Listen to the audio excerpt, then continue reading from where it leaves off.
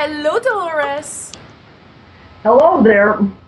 So good to have you today. Really, really exciting. So many people want to hear more of your extraordinary adventures. I want to remind everybody that is watching that you're a true pioneer. You have been doing hypnotherapy for 40 years, over 40 years, past regression life for over 30 years. Before anybody was talking about this, you have been an UFO investigator. You're a counselor, you're a healer, and we're going to speak also about your healing work that is absolutely extraordinary. And you just have received some amazing information from over thousands of people. And I want to discuss that with you and what kind of information you have received by bringing those people to a deep trance. What does that have revealed to you? Well, I've written 15 books, and I'm working on 3 more. So I have so much information I'm going to be writing for a long time that it just keeps coming. But you see, I've developed a technique of hypnosis that is not like any other method out there. The method that I have found, I've done it myself because when I started 40 years ago, there was none of this being done. So I had to, I guess, invent it as it went along. So I found a way to get the person into the deepest possible level of trance. This is called the somnambulistic level. When you're in that level of trance, the conscious mind isn't there. It can't interfere. Most hypnotists work in the light levels of trance where the person remembers everything when they wake up. And they'll say, well, I made the whole thing up. But you remove that conscious mind. The conscious mind is the stupidest part of the human being. It's the part that doesn't know anything, but yet it thinks it does and always wants to control everything. But the real knowledge comes from the other part of you. And I've found a way to tap into that. The source of all knowledge is nothing you can't find out once you tap into that part. And that's the part I work with. And I find I can reach it by taking the person into the deepest level, getting the stupid conscious mind out of the way, and then we can get the answers to everything. And that's where the healing occurs also. Extraordinary. So what did that reveal? What kind of information goes through when you get at that level? Anything you want to know. Access to anything. Because this part, I call it the greatest source of power there is. There isn't anything higher. It has the answers to everything. It knows everything. And it knows everything about the person that comes in. There are no secrets. So everything that they want to know, as a therapist, everybody has problems. And what they want to know, we can find the answers to, and we can find the cause of the illness. But along the way, when I'm working with these people, also great information comes through. We get metaphysical concepts and theories that I never heard before. That's when I say that I really am is the reporter, the investigator, the researcher of lost knowledge. Because over the years I've found things are coming to me that no one knows or has been forgotten and lost. And that's why I've written so many books about it. It just comes through the people I'm working with. I don't channel, it doesn't come from me. But the people I work with, information pours out of them. It's something to help them, but also they'll give me information that the world needs to know. And we're getting more and more concepts that in the past we weren't ready for, to understand these things. Now we're finally ready to have it. And it's given piece by piece as you can absorb it and understand it. Otherwise it'd be too much, it'd be too overwhelming. Yeah, I like what you said. It's like giving a baby a steak. You can't do that. Mm-hmm. But the information I've been getting in the last several years, I wouldn't have understood back in the beginning of my work because it wouldn't have made any sense. I would have thrown it all away. So it's always given to you by little spoonfuls. You have to take a step. You digest that piece of information, then you get a little more information. Yeah.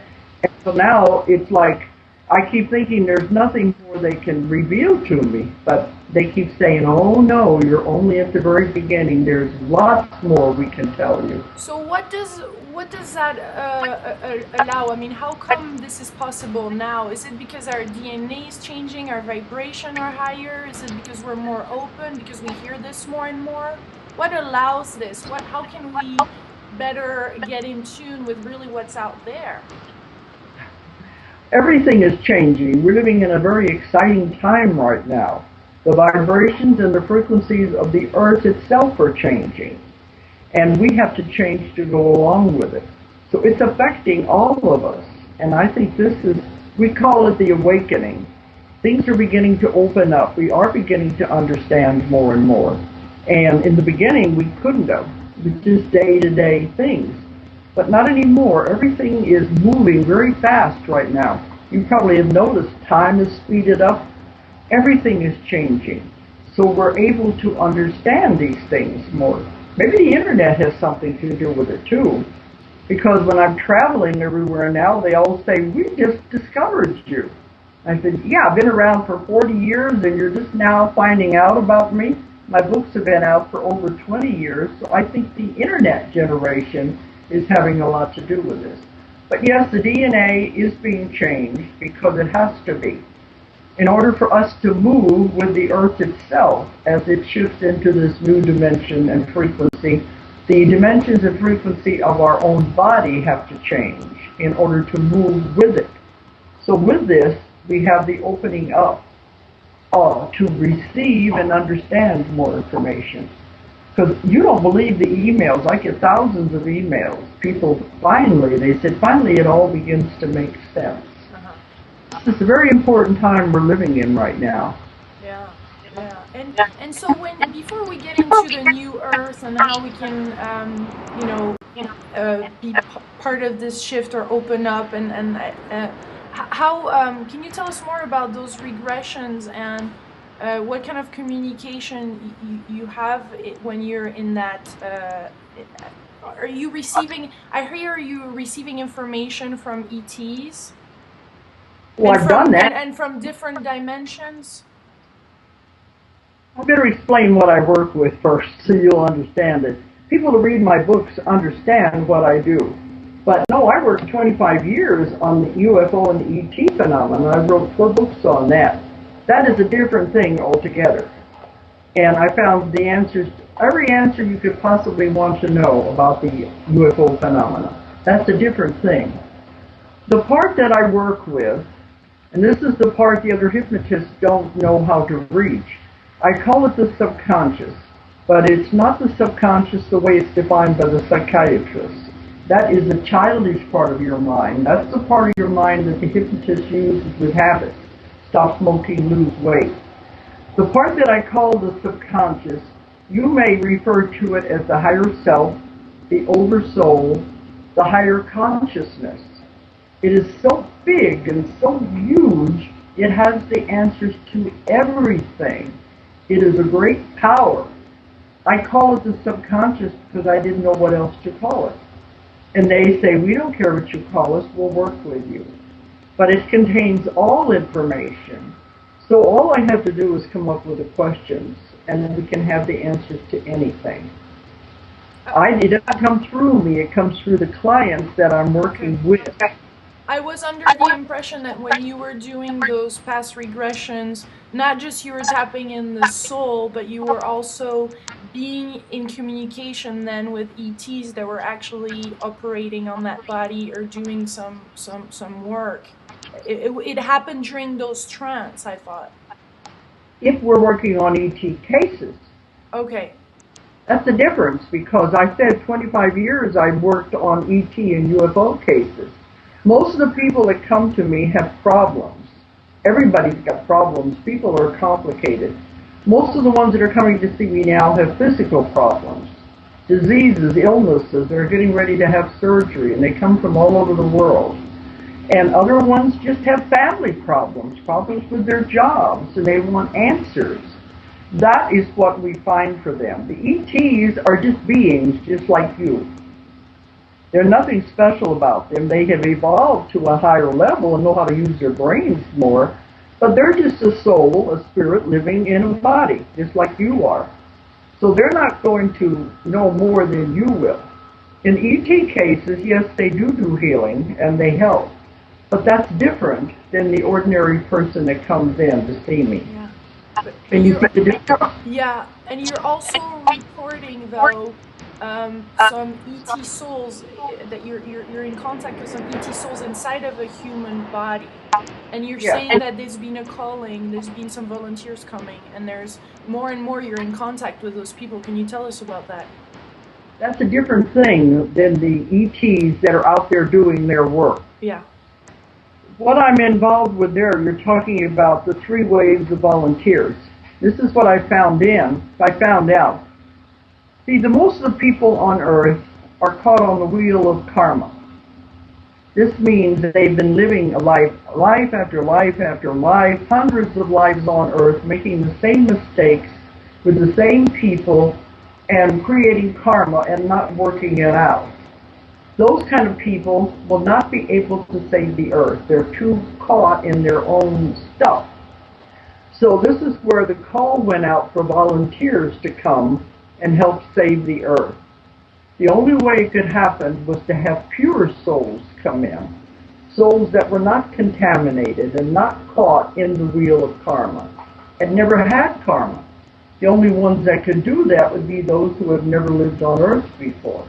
You see the difference? Mm-hmm. They're caught up into this, we call it, they say it's the muck and the mire. It's like being caught on flypaper when you come to Earth and get caught up into the karma. Mm-hmm. People come in who have never been here before. They're pure souls. Those are the ones who will be able to help the Earth. And that's where the volunteers came in. And I've had many of these now. Instead of going into past lives, they go to lives where they were on spaceships, they were on other planets, they were on other dimensions. Some of them were light beings, to where they didn't have to come back. They'd evolved to the point they didn't even need a physical body. That's what you mean by ETs. They were just other beings and other dimensions, other planets, and spaceships. They were living their lives. They were happy, but they heard the call, Earth is in trouble. She needs help. Will you come and volunteer? So some of those have come. Then the other groups that I'm finding, the pure souls, are those who have never ever been in any kind of a body at all. They have still with God. They call the source. We all came from the source when we started out on our journey to learn all these lessons. This is a school here to learn lessons. Now, some of these have never left the source. Imagine how pure that would be. And you can imagine how much of a traumatic shock that is when they come into this mess that we call Earth. Those are the 2 groups I'm finding now, what I call the first waves and the second wave. They don't know these things consciously. All they know is when they're here, I don't want to be here. I don't like it here. I don't like what people are doing to each other. I don't understand the violence. They don't understand emotions, and emotions affect them to a great degree. They just don't like it. And even though they have good families, they have good jobs, they keep saying, I want to go home. I don't know where home is, but I know it's not here. And many of them, especially in the first wave of volunteers that came, many of them have tried to commit suicide to get out, even though there wasn't any reason for them to do it, because they just don't understand life on Earth. So they've had a difficult time. The second wave had it a little easier, but they remain more to themselves. And their job is just to generate energy that will affect anybody they come in contact with. So that's their mission, to generate that energy and raise the frequency? And love. Love is the most important thing. And this will help change the Earth. And they said in the beginning they were worried about it, but now they said, we've had hundreds of thousands of people coming who are part of this group. They think now we will be able to save the Earth. We will be able to make a difference. It's reached the critical mass now where it can turn the tide. And you're beginning to see the things that are happening. But just see how it's different than ETs. But however, I heard you saying that ETs were actually really are monitoring us, are watching after us, and I wanted to ask you actually, are they interfering in this way? I mean, are they at all part of us evolving, or are they just observing? They're the ones who created us in the beginning. They were called the archaic ones, the ones who go throughout the universes planting a life on all the planets when the planet is ready to receive life. Now, I've written several books on this about the seeding of the planet Earth. So if they've been taking care of us since the beginning of time, naturally they're going to be watching us and observing our progress and seeing what we're doing. And they were the ones who initiated this volunteer program with the councils, because there are councils over solar systems, councils over galaxies, councils over universes. There are rules and regulations everything has to go by. And the main one is non-interference. And the people of Earth are a creature who has been given free will, and they cannot interfere with the free will. But they're observing because they want to see, are we going to get it? They don't want the Earth to be destroyed. They don't want these things to happen. That's why the call went out for the volunteers to come in, that maybe they could make a difference and turn it all around. Now, there are programs out there where people have been watched since the beginning they came in. Now I'm finding they're the ones who really came from the other planets, the other spaceships and things. Can't you see all they're doing is taking care of their own people? Their people have decided to come to Earth and enter a human body to help and interact, so all they're doing is watching, making sure the people are safe and the body is functioning the way it's supposed to be. There's nothing negative about it at all. Yeah, you don't encounter personally negative ones, do you? But they are out there. I have never encountered a negative ET. 25 years. In the 4 books I've written about it, I have never found any of them to be negative. The story, I speak at the UFO conferences all over the world. Yeah. And there's always the other investigators that are talking about the negativity and all of this stuff. And I tell them, you're not working at the deep level of trance that I work at.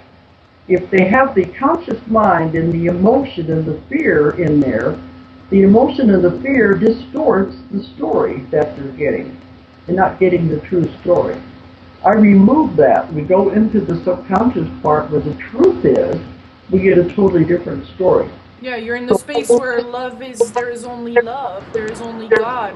You can't lie and you can't imagine it. The conscious mind is where the fear is. If it doesn't understand something, it's afraid of it. And so the story will not be the accurate story of what happened because it's colored by the emotion. So if I remove that and get to the real story, it's totally different. So that's why I tell the other investigators, I said, they tell me what the experiences they've had. I said, I can explain everything they're saying, and it's not negative.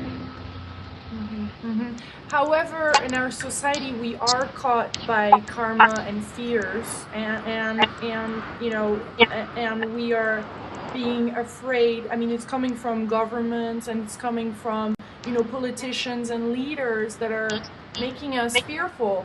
Yeah. So part of our job, you're saying, is for us to regain our own. I mean, thinking on our own. Yeah. Because this. One of the things I've been told with this work is 2 things you have to do if you're going to move to the new earth. You're going to evolve. You have to get rid of karma, because karma serves no purpose. It ties you into this wheel. You have to keep coming back again and again and again with the same people and the same circumstances, only next time it's even going to be worse than it is now if you don't work it out. So the idea is to get rid of the karma. This means forgiving and letting go. And a lot of people say, I can't forgive that person. You don't know what they did to me. But that's still holding on to karma, and it only affects you. So what if your parents treated you horribly when you were growing up? So what if you had a drunken husband who beat you? Let it go. It serves no purpose. What did you learn from the situation? Everything that happens to you in your life is a lesson. And if you learned one thing from it, that was the purpose of it. If people say, well, I didn't learn anything, well, then they're going to have to repeat it again. This is what karma is.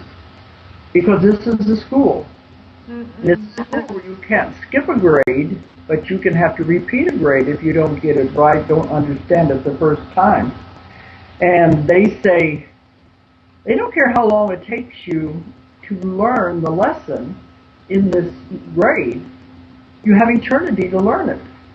But you want to take eternity working on one little part, or do you want to move on so you can graduate? That's what it's all about. Everybody has bad things that happen in their life. That's part of the lessons. And I hear it all. I hear people, all the stories that people tell me when they come to see me. But I tell them, what did you learn from the situation? Many of them don't even look at it that way. If they learned one thing, that was the purpose for the whole thing. So you have to look at what happened to you when you were a child. What did it teach me? Some of the cases I've had where the people were sexually abused as a child, they were beaten every day. When we do the session, it comes up and says they learned how to survive. They learned how to grow. They learned how to be on their own. So everything, even though it has a negative connotation to it, will have a positive lesson if you look for it. So you have to forgive that person, release them, and let them go. And this doesn't mean you have to do it consciously, because it's hard to do. Yeah. Also, some of the people that you're having problems with may have already died, and you're still holding on to that. So what is the best way to do that? Is it to be in front of the mirror or write a letter or just talk out loud? I mean, how can we do it really from a heart, deep level, sincere, authentic, to release all that? What's your best technique? I tell people, because you can't do it face to face, it's too hard. If you died, you can't do it. So I tell people, get by themselves and do it mentally. Picture the person. You got to remember that when you came into this life, you signed contracts with people. You don't realize it, but this is part of your plan when you come to Earth. You make a plan and you make contracts with different people. This is what we hope to accomplish this time. Well, what I tell them to do is visualize this other person and say to them, we tried, we really tried, it didn't work. And see yourself tearing up the contract and throwing it away. And when you do that, you say, I forgive you, I release you, I let you go. You go your way with love, I'll go my way. We don't have to be connected anymore. And if you do that and you really mean it, they will be out of your life and they won't bother you anymore. If they can't push your buttons, it's just a game. They can't push your buttons anymore. But once you have let it go, then it's their karma. It's not your karma anymore. They have to work it out themselves. But that's what I've been told. Tell people to get rid of the karma, forgive and release and let it go. It's hard. I know it's not easy. But this is something you must do if you want to progress onward. Otherwise, you're dragging all this baggage and garbage along with you from lifetime to lifetime. You've got to get rid of it. But then you have to forgive yourself. Yeah. Remember, it takes two people to create any kind of a situation. It's hard, too. You don't want to admit you had anything to do with it. But once you do that, you do all the releasing, then you'll get rid of the old karma. It can't affect you anymore. And try not to make any more karma, because we don't want to drag any more of this into the next life. So is there a dialogue too that we could have with our soul about that? Then Yeah. Okay. I forgive myself for anything I might have done, anyone I may have hurt, even though I didn't realize I was hurting them. And I forgive myself. This is very important right now. Then the second thing you have to do is let go of fear. Yes. Because fear is the strongest emotion a human has. You don't understand something, you're afraid of it. Fear is paralyzing. Mm-hmm. As you were saying, the governments, the churches, they are very good at implanting fear into people. That's how they control people. So I tell people, don't buy into the fear. Don't listen to it. If you hear it on TV or if you see it in the newspapers, ask questions about it. Think for yourself. Don't give your power away to anyone. Think for yourself and ask questions. Does this make sense? Or is there something going on behind this? And then you have your own power and you'll be able to figure it out yourself. You see the difference? Yeah. Don't buy into fear. Release fear. The whole new world we're going into is based on love. Love is the most important emotion there is. That's where it's all going to be. The new world is full of love. If you want to stay with the old world, with all the catastrophes and the things that are happening and the wars and all the violence, then that's your choice. But that's the old world. So you're saying that there's really two planets now, the new Earth and the old Earth, and it has started since 2003? That is when I began to notice it happening. It may have been happening more subtly before that, but that is when it became more noticeable. Okay. People keep talking about 2012. Right. That's just a date. That's when everything will reach its culmination. It doesn't mean that anything's going to happen right on that date and bang, everything's going to be different. This is slow and very subtle, and we're in the middle of it right now. It's happening right now. It began about 2003, and it's very gradual. And the people who are in this will begin to notice things are looking a little different. Things are changing. And then they'll realize they are moving into the new Earth. It's a very complicated theory. I've written about it in my books. But it is two Earths, but the new Earth is going to be moving into another dimension, another frequency. And you have to understand dimensions. There are people now living in other dimensions that we can't see. There are cities, there are planets. We can't see them because they're vibrating at a different frequency. They're invisible to us. So whenever the new Earth moves into that new dimension and frequency, it will become invisible to us. But you can't go unless your vibration and frequency matches the Earth as it moves. The Earth is a living being. A lot of people don't realize that, but it is. It's alive. It is getting ready to go into its next incarnation. That's why it's evolving, it's moving on. It doesn't care if the human race goes with it or not. We're really a nuisance to it. We're like on a dog. And they just assume we didn't go with it because look what we're doing to the Earth.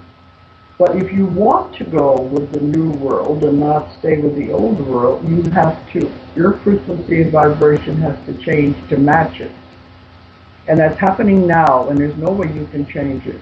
Will we go maybe back and forth with the one and the other? Right now we are. We are already. We're doing it now. And see, your body can't change all at once. The frequency and vibration can't change suddenly. It would be too much for the body, and the body would be destroyed. So it has to happen gradually in steps. And people are already noticing things with their body that are different. The physical effects it's having on their body right now, because it does it in stages. You'll shift, and you'll notice something for a few days, and then it will straighten out. It may be a month or more before you notice something again. Now it seems to be getting better, but back about 2003 up until about a year ago it was very noticeable. People would report things like high blood pressure, heart palpitations, dizziness, depression, joint aches and pains, sometimes nausea. They would last for a few days. Not all of them at once, but these different symptoms. And they would go to the doctor, and the doctor would say they couldn't find anything wrong with them. Actually, they're going to put them on a pill, but there's not anything the matter with them. It just means the body is shifting and adjusting to the new frequency. And you just have to allow it to do it. And then it straightens out, and you're okay again for a few days, few months or something. But people have told me they didn't know what this was, and now it helps them to understand. Right. So your diets are changing. If people realize that. Yeah. In order to move with the new earth, the body has to become lighter. Yes. It can happen by eating heavy foods and heavy meats. They have told me the best diet is live foods, fresh fruits and vegetables. You mean raw? Organic if possible. Yes, live foods. Raw foods, yeah. Interesting. That helps to raise the vibration. Yes, because otherwise the heavy foods hold you down, make you heavy. Yeah. You can eat some meat, some fish and chicken, but not the heavy beef and pork. That's what holds the body down. And you begin to notice you won't even want those things. Your diet is changing, and you will want the other foods. And to stay away from sugar as much as possible, and to drink lots and lots of water. They said the value of water is beyond belief. You have no idea how important water is. Is water going to evolve too? The quality of water are going to be more dynamized and change, be higher in frequency too? Everything is changing. But these are the things people will notice, and as we go through this, you'll get to the point where you want to eat liquids and not solid food. And I've had people email me after I've been on the radio, and they'll say, I wondered why I keep wanting to eat smoothies now instead of solid food. We're going toward liquid. Then after, I don't know how long it'll take, but after we do get into the new world and everything settles down, you eventually won't want to eat anything at all. You'll be living off of light. But this could take a long time because the body is so used to food. Yeah. And the food will be different too in the new world. I guess that's another of our addictions that hold us down. Because the body has to change. Yeah. That's what I wanted to ask you is, because I've interviewed John Vallow, and he's saying that our body will physically change and evolve, like we're becoming taller, and maybe even our front head will be slightly different. Do you believe in that? No. You'll have the same body you have right now. Okay. People have asked me, do I have to die to go to the new world? No, you don't. You will the body you have right now. That's the body you will take with you. And then after you're over there for a while, years maybe, the body will begin to change. And it will eventually turn into a being of light. But the body isn't going to change right away. Okay. And some people say you might start to glow, you might feel this inner energy, but you're going to have the same body you all have right now. But you have the energy of a 20-year-old, so they want to keep you here, huh? Don't they? I mean, are we going to live longer? Yes, this is the thing. You won't have no illness, no sickness. That will all be done away with. And, like the ETs, they live as long as they want. They only die when they decide to die, and that's the way it will be in the future. We'll be the same way. Amazing. When we decide time, we go. Why do you think they chose you? I don't know if they chose me or not. I've been doing this so long, and I've evolved this. Well, one time they did tell me you're our PR person because they want to let people know, especially with the ETs, that they're not negative. But I just have a desire for this. I have a curiosity. I want to know. I want to know everything. So, okay, if you want to know everything, we're going to give you tons of information. They told me one time, why tell just anyone? Tell someone who will do something with it. And that's why they wanted me to write about it. And then I began lecturing on it about 25 years ago, traveling all over the world, and I've been doing that ever since. Now we've created 15 books, and more are coming. When I started out, there was no New Age, no New Age stores, nobody knew what reincarnation was. So I've watched it evolve, and I've seen how the people are becoming more open and aware of what's happening now. The big changes are coming. And I'm glad I've been at the forefront to see it all change. And my publishing company is growing tremendously because of the interest now in the metaphysical books and the teachings, and people really are opening their minds. It's time. It's time. This is the awakening. The veil is thinning. We're beginning to see why we're really here.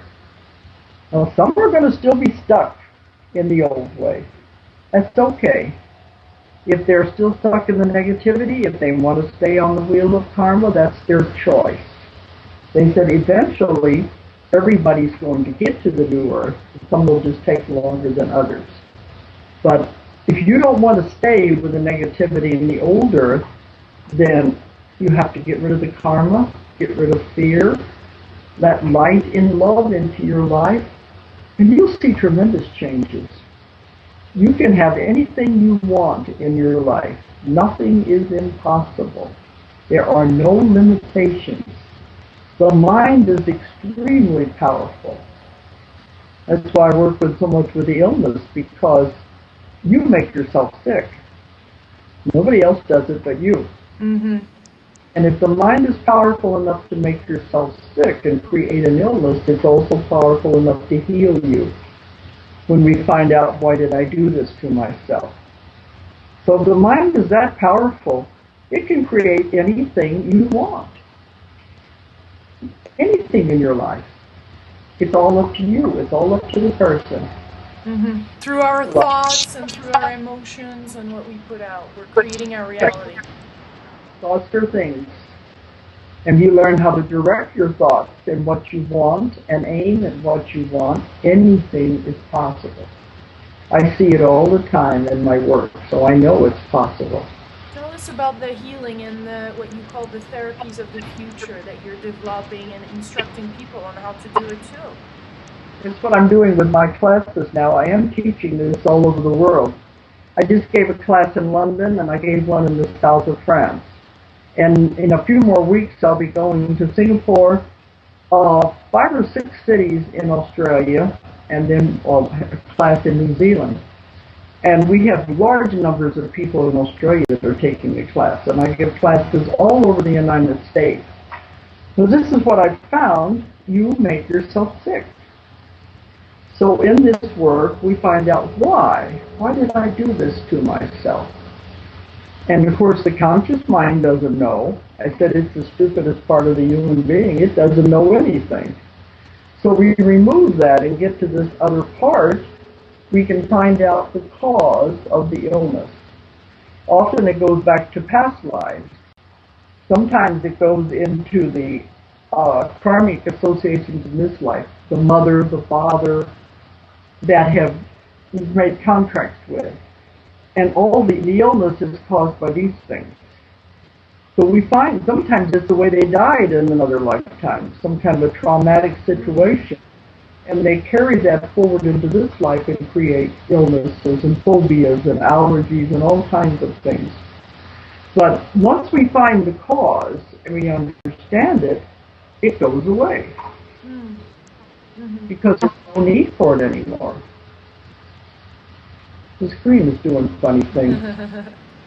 Coming up with icons.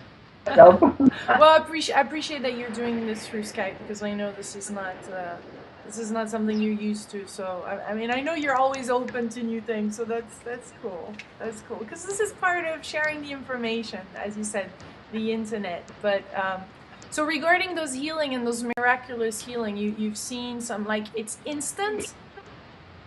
Oh, it's instant, yes. As soon as if you find out the cause, it goes away. Why not? It's just your body trying to give you a message. And if you once you understand the message, why should your body keep trying to give it to you again? Right. So once you understand it, it goes away.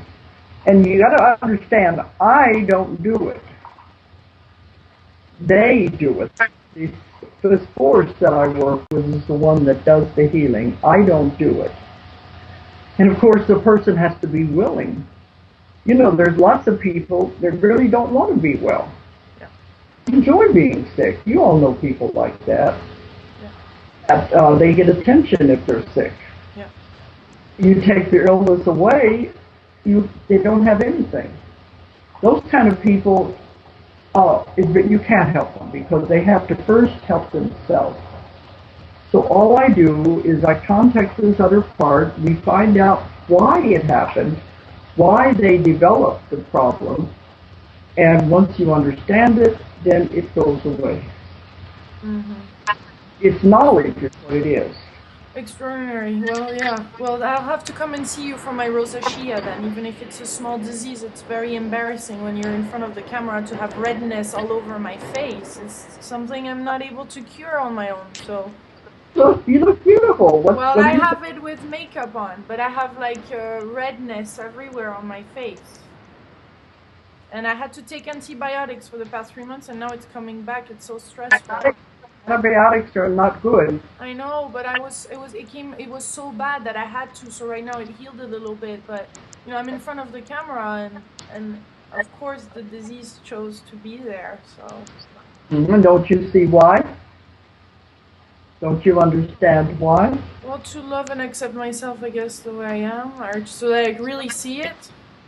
You're worried about what people are going to think and how they're going to see you. Yeah. Everybody would. I mean, it's natural. I don't like the way I look in front of the camera either. But people come in and tell me their symptoms, and you know right away what's going on in their life. Because the body doesn't lie. It always says the same thing each time.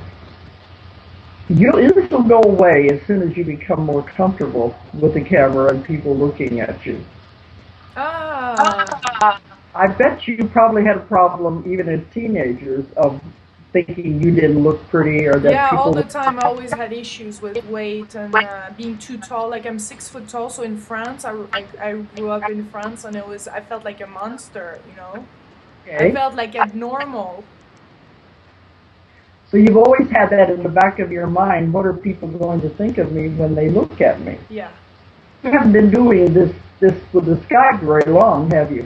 Yes, I have, and I've been doing for 6 years now, but I fight my shyness all the time because my mission to distribute this information is much more important. So I do this with a camera. I couldn't do this in front of a public and an audience. I'm way too shy. Well, I had to overcome it all. You did? Believe me, I had to overcome more than you could possibly imagine. And now I speak before hundreds and hundreds of people. Wow. I had to fight it in the beginning, too. There was a lot of things I had to overcome. But that's all it is. You're worried about what people are going to think of you and how they're going to view you. Yeah. And you're very beautiful. You don't have to worry about it. And you have a lot of talent. And once you understand that, this will all go away. I guess you might say you're trying to validate your peers. Right. Does that make sense? That would make sense. That's how the conscious mind does. I've got to make something like this so that it'll validate that people are staring at me and they don't like what I look like. So you have to create something. Look how powerful the mind is. See the goofy things it does? Yeah, really goofy.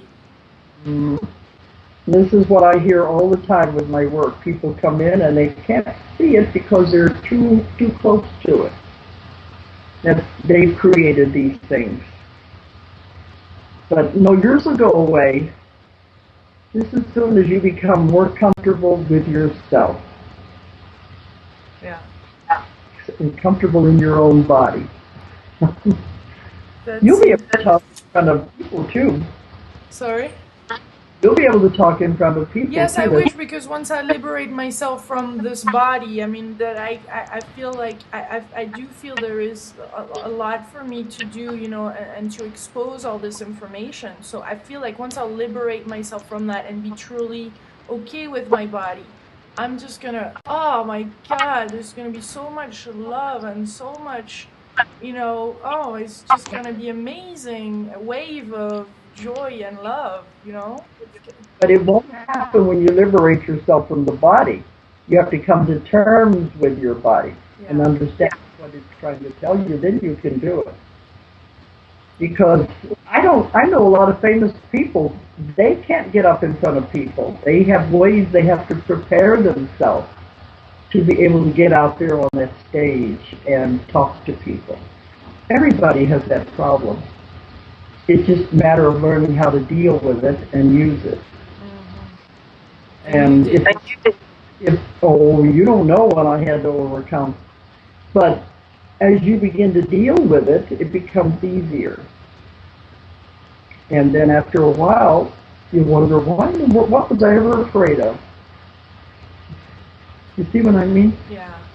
So tell us to end this interview, because it's already been 50 minutes or so. I knew that it would be hard to cut it any shorter than 30 minutes, but this is what people have been requesting from all over the world, to hear more of you. And so what is your last message or something you really want to leave us with today? Oh boy. The last, Yeah. um, a little hard to say, but we are living in exciting times right now when things are changing. We're becoming more aware of ourselves and the power we have and what we can do to the world. We can change the world. Just by the love is the most important thing of all. Love is what it's all about. We have to get rid of fear. You have to get rid of these things that hold you down and to move into this. And I know a lot of people say, oh, that doesn't make any sense. But this is what the whole new world is about. And we're living in exciting times, and I want everyone to think about that. Think about the karma. Let it go. Release it. And move into an exciting new existence you wouldn't even know was out there. You all came for a purpose. You came with a plan. You came to be here at this time. Now you've got to do your part. Thank you, Dolores. Thank you so much. It was such a delight. Thank you for asking me. This is a new experience for me. Yeah. I'm just doing it on the phone, but thanks for asking me. Oh, my pleasure. And I so appreciate that you went beyond, you know, whatever there was for you to do this. So thank you. Thank you, thank you, thank you.